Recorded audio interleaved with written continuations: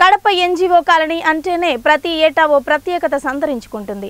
5 కాదు 6 కాదు ఏకంగా 20 అడుగుల గణనాథుడిని కొలువు తీర్చి భక్తులకు దర్శనం కల్పిస్తున్నారు. అబ్బురపరిచే భారీ సెట్టింగులతో నగర ప్రజలను లంబోదరుడు చూపరులను ఆకట్టుకుంటున్నాడు. ఈ ఎన్జీఓ కాలనీలో నాయకుడు దాదాపు 7 రోజుల పాటు పూజలు అందుకోనున్నాడు. ప్రతిరోజు 50,000 మంది భక్తుల ఎన్జీఓ కాలనీలో వినాయకుడిని దర్శించుకునే విధంగా నిర్వాహకులు పూర్తి ఏర్పాట్లను చేశారు. ప్రతిరోజు సాంస్కృతిక కార్యక్రమాలు ఏర్పాటు చేశారు. దాదాపు ఈ ఎన్జీఓ కాలనీలో 10 సంవత్సరాల నుంచి అత్యంత వైభవంగా వినాయక చవితి ఉత్సవాలు నిర్వహించడం జరుగుతుందన్నారు. ఉత్సవ కమిటీ సభ్యులు పవన్ కుమార్ రెడ్డి తెలిపారు. కడప నగర ప్రజల దాతల సహకారంతో ఇవి ఉత్సవాలు జరిపించుకుంటున్నామన్నారు. ఈ బ్రహ్మోత్సవాల్లో భాగంగా భారీ అన్నదాన కార్యక్రమం చేయడం జరుగుతుందన్నారు. భక్తులందరూ ఈ ఎన్జీఓ కాలనీలో వినాయకుడిని దర్శించుకుని పూజలు నిర్వహించాలని పిలుపునిచ్చారు.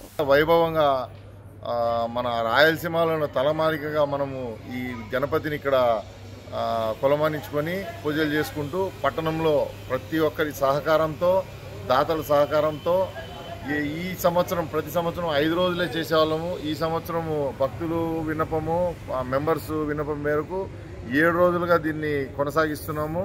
ఇప్పుడు ఉదయం 11 గంటలకు తొలి పూజలతో స్టార్ట్ అయ్యి 7 రోజులు నిరంతరంగా పూజలు జరుపుకుని లాస్ట్లో 7వ రోజు చేతి లడ్డు కేవలం 500 రూపాయలకే భక్తులకు దక్కేటట్టు ఎవరికి అతి సామాన్య భక్తులకు కూడా లక్కీ టిప్ ద్వారా ఇక్కడనే అందరి ముందనే సమక్షంలో లడ్డూని ప్రసాదంగా ఇవ్వడం జరుగుతుంది.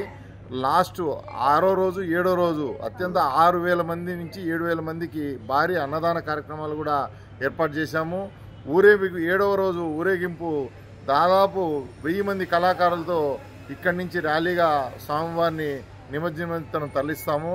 ఇక్కడ మా కమిటీ మెంబర్స్ అందరూ సహకారంతో ప్రతి సంవత్సరం ఇది ఇంకా ఇలాగే 10 నుంచి 100 సంవత్సరాల వరకు ఈ కమిటీ కొనసాగించి మేము ఇదే విధంగా ఇంకా వైభవంగా జరుపుకోవడానికి సన్నద్ధంగా ఉన్నాం. భక్తులు మొదటి రోజు ఈరోజు సాయంత్రం దాదాపు 40 నుంచి 50,000 మందికి దర్శనార్థం మేము ప్రిపేర్ అయి ఉన్నాము.